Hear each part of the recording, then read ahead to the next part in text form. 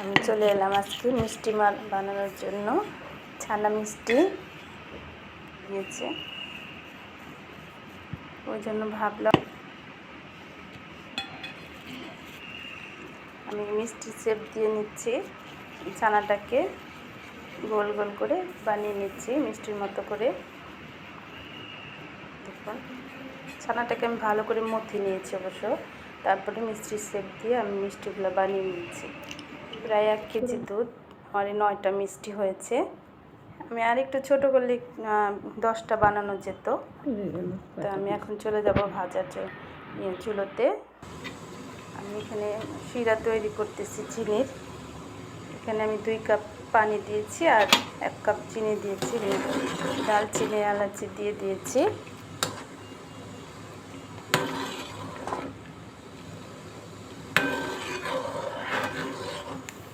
শিরাটা আমার হয়ে গিয়েছে দেখুন। এখন আমি মিষ্টিগুলো ছেড়ে দেবো এটার মধ্যে।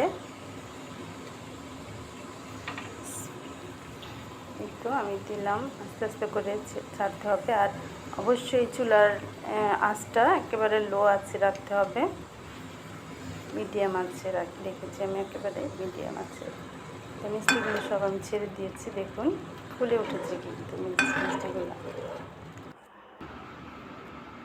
সকালবেলা আমি ফ্রিজ থেকে বের করেছি, দেখুন ফুলে কত বড় হয়ে গিয়েছে ছোট্ট ছোট্ট মিষ্টিগুলো। আর আমি পরিবেশন করে দেখাচ্ছি। দেখুন,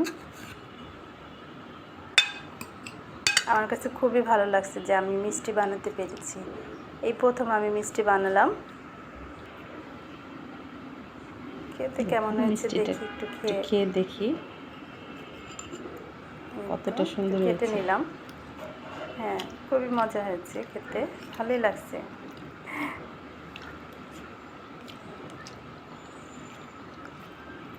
তো আজকের মতো এখানেই বিদায় নেই।